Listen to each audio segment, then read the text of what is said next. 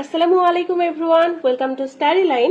আজকে আমরা শিখব খুব সহজে কি করে ইংরেজিতে কথা বলা যায় তার সেন্টেন্স গুলো মেক করা। মাত্র দুটো সেন্টেন্সের মাধ্যমে কি করে অনেকগুলো সেন্টেন্স মেক করা যায়। দুটো কিন্তু বাংলা সেন্টেন্স, ঠিক আছে? তার থেকে আমরা ইংলিশ সেন্টেন্স মেক করা শিখবো। ভুলে যেও না। ভুলে যেও না এর ইংলিশটা কি? Don't forget. ভোলার ইংলিশটা কি?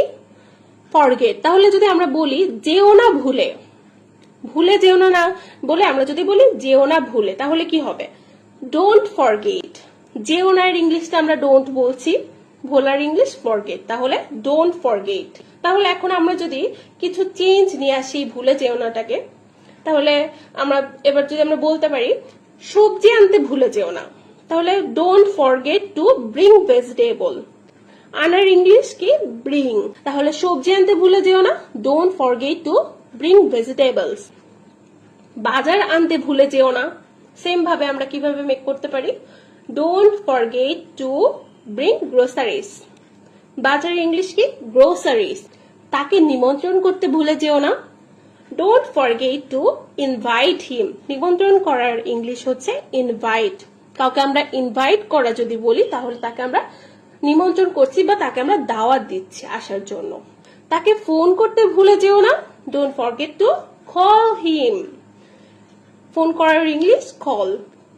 এখানে আমরা ফরগেট এর পরে টু এর ব্যবহার করব, ঠিক আছে?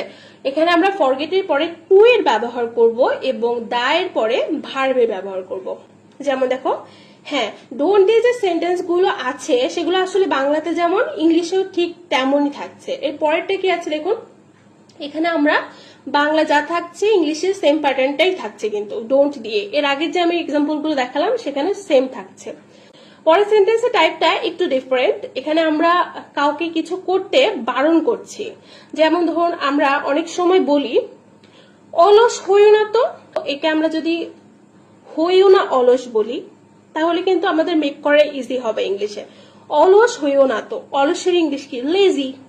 তাহলে আমরা যদি অলস হইও না অলস, সেম ভাবে আমরা ইংলিশ তাহলে মেক করতে পারবো ডোন্ট বি লেজি। তাহলে আরো কিছু সেন্টেন্স দেখা যাক সেম প্যাটার্নে। ধৈর্য হারিও না তো, don't be impatient. Don't be impatient. Patient মানে ধৈর্য, যেহেতু ইম্প্যাশেন্ট বলছি হারানোর কথা, নেগেটিভ বোঝালে ইম্প্যাশেন্ট। সেম ভাবে অভদ্র হইও না, তাহলে হইও না অভদ্র। এটাকে যদি আমরা অভদ্র হইও না এটাকে যদি চেঞ্জ করে বলি হইও না অভদ্র, তাহলে কি হবে? Don't be rude.